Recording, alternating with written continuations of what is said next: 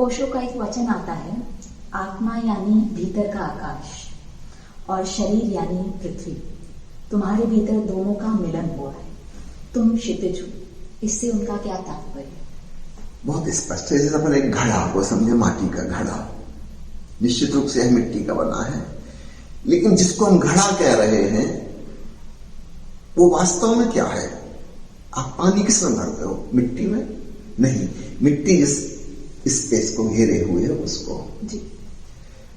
ठीक ऐसे ही हमारा ये तन मन, ये साइकोसोमेटिक कॉम्प्लेक्स है, ये माटी का घड़ा है।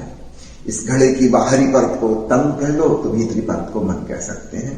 हमारे तन मन दोनों संयुक्त हैं, अलग अलग नहीं है। तो बाहर से जो स्थूल रूप से दूसरों को दिखाई दे रहा है वो है शरीर, उसका रूप, उसकी आकृति, उसकी शक्ल सूरत, और भीतर विचारना, भावना, स्मृति, कल्पना इत्यादि वो हमें भीतर से पता चल रहा है, वो हमारा मन। तो ये दोनों आपस में संयुक्त हैं, ये दोनों माटी के ही बने हुए हैं, उसी से निर्मित हैं। लेकिन इसके भीतर और क्या है? वो है स्पेस, वो है आकाश, जिसे ये घड़ा घेरे हुए है। और घड़े का सारा उपयोग उस स्पेस की वजह से है। अगर ये घड़ा पूरा ठोस भरा हो, पूरा माटी से सॉलिड, तो फुटबॉल की गेंद जैसा हो जाएगा, फिर ये घड़ा नहीं होगा, इसमें कुछ भरा नहीं जा सकेगा। तो जिसको भी हम पात्र कहते हैं, चाहे वो कटोरी हो कि गिलास हो कि बाल्टी हो, पात्र का मतलब ही है कि वो खाली है, उसके खालीपन से ही उसकी पात्रता है। अगर हम परमात्मा को जानने चले, परिपूर्ण ब्रह्म को, तो हमें परिपूर्ण रूप से खाली होना होगा। उस शून्यता में उस पूर्णता का अवतरण होता है।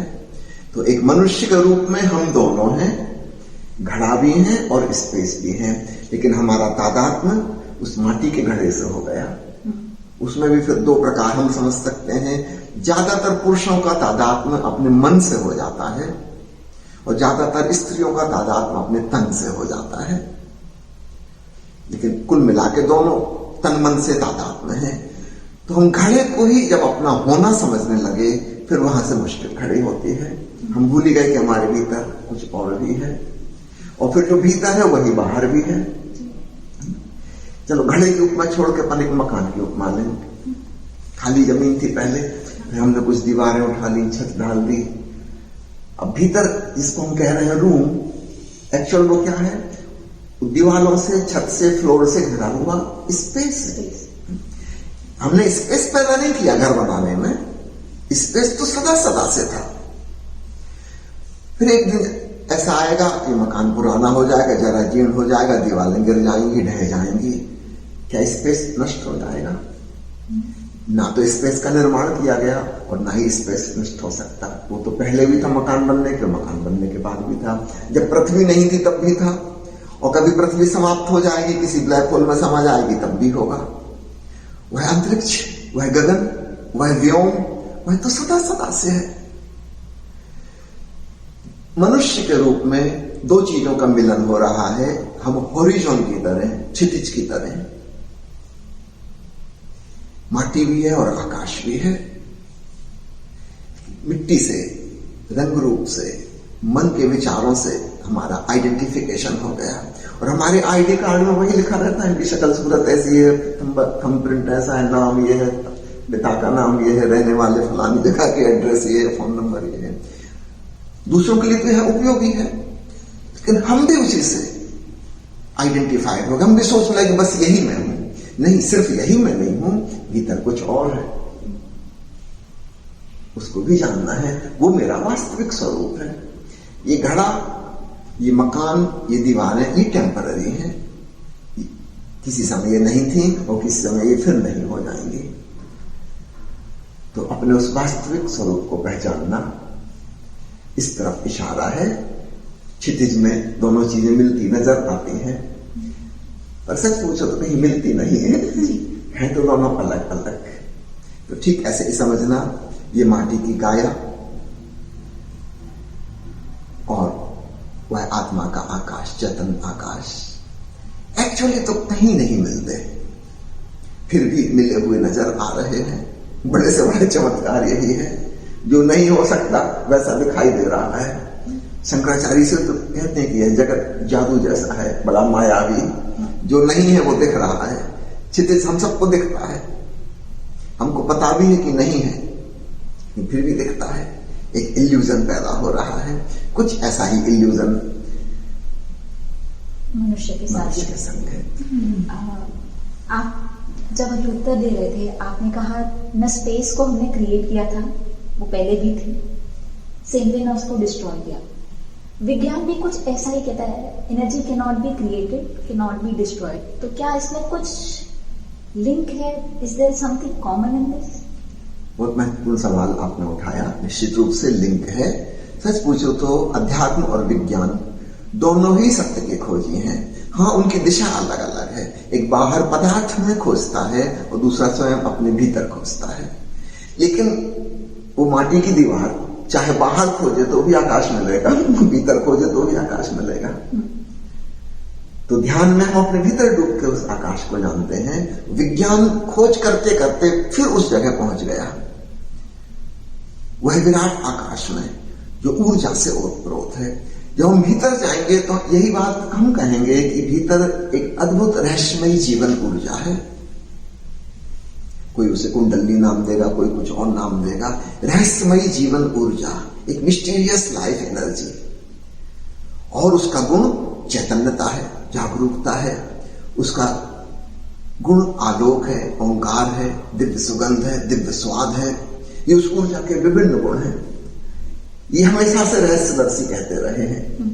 अब विज्ञान इसी बात को कह रहा है कि वास्तव में पदार्थ है ही नहीं। हम जिसको मैटर कह रहे थे और जिन वैज्ञानिकों को हम मटेरियलिस्ट कह रहे थे, पदार्थवादी कह रहे थे, उनकी खोज इस निष्कर्ष पर पहुंच गई कि matter does not exist. Actually सिर्फ ऊर्जा है, और ऊर्जा के विविध रंग रूप हो सकते हैं। यह विद्युत ऊर्जा उदाहरण के लिए बल्ब से गुजरती है तो रोशनी बन जाती है, हीटर से गुजरती है गर्मी बन जाती है, फ्रिज और एयर कंडीशन में काम करती है तो ठंडक बन जाती है।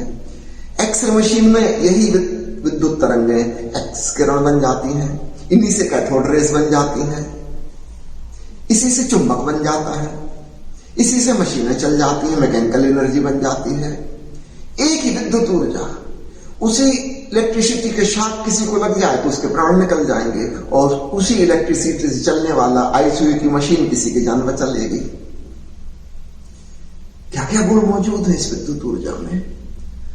तो विज्ञान धीरे धीरे धीरे खासकर पिछले 100 सालों में इस निष्कर्ष पर पहुंचा कि पदार्थ नहीं है, केवल तीव्र गति से घूमती हुई ऊर्जा है।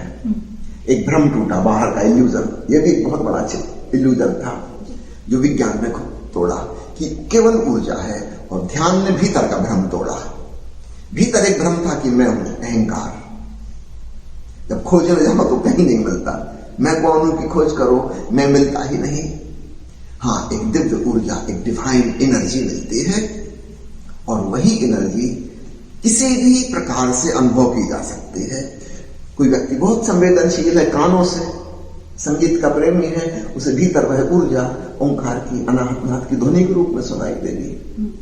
कोई व्यक्ति सौंदर्य का प्रेमी है, देखने में जिसे रस है, उसे भीतर कुछ दिखाई देगा, भीतर के आकाश में उसको सुंदर प्रकाश नजर आएगा। जितनी हमारी इंद्रियां बाहर हैं, उतनी हमारी इंद्रियां भीतर भी हैं, और बाहर जो जो स्थूल अनुभव होते हैं, ठीक उसके पैरेलल भीतर सूक्ष्म इंद्रियों से अथवा अतीन्द्रिय अनुभव होते हैं, जिसको हम अलौकिक अनुभव कहें। तो ऊर्जा, विज्ञान भी सहमत है, ध्यान भी सहमत है, और दोनों सत्य के खोजी हैं। हाँ, आरंभ में जो विज्ञान और धर्म का विरोध हो गया तो उसका कारण अलग है। उस समय विज्ञान नया नया था, भौतिक पदार्थों से डील कर रहा था, और जिस धर्म के वो खिलाफ चला गया, याद रखना, वह ईसाई और यहूदी धर्म था। मुख्य रूप से विज्ञान पश्चिम में विकसित हुआ, वहां यहूदी धर्म और ईसाई धर्म थे। वो बहुत बचकाने हैं, वहां ध्यान की कोई जगह नहीं है, वहां अध्यात्म का कोई स्थान नहीं है। वो तो चमत्कारी कहानियों पे बचकानी बुद्धि वालों के लिए है। उपनिषद के ऋषि जो कह रहे हैं, बुद्ध ने, महावीर ने, लाओ त्सु ने, च्वांग त्सु ने जो कहा है, बोकोजू और रिंझाई ने जापान में जो कहा है, ये कुछ अलग ही बात है। ध्यानियों ने जो भीतर का रहस्य खोला है, ये आधुनिक विज्ञान से बिल्कुल मैच करता है। मैं रिकमेंड करना चाहूंगा जिन लोगों को उत्सुकता हो, एक किताब पढ़ें, उसका टाइटल है ताओ ऑफ फिजिक्स। डॉक्टर कैपरा की लिखी हुई है किताब, अद्भुत किताब है। इन्होंने ईस्टर्न मिस्टिसिज्म और वेस्टर्न फिजिक्स, इन दोनों के बीच में समन्वय कहां कहां है, कौन कौन सी चीजों का सामंजस्य है, उसको स्थापित किया है। तो विज्ञान और धर्म का जो आरंभिक विरोध था, वो लड़ाई यहूदी धर्म और यहूदी धर्म के जो ऑफशूट्स हैं उनसे थी, उनसे तो कोई बात मैच नहीं करती। लेकिन पूरब में जो धर्म विकसित हुए हैं, भारत में, चीन में, जापान में, उससे तो बिल्कुल मैच करती है बात। वो भी कहते हैं ऊर्जा है, ये भी कहते हैं ऊर्जा है। वो कहते हैं ऊर्जा के विविध रूप संभव हैं, वही ध्वनि बन जाती है, वही प्रकाश बन जाती है। ये भी कह रहे हैं कि भीतर ध्वनि का अनुभव हो सकता है, प्रकाश का अनुभव हो सकता है।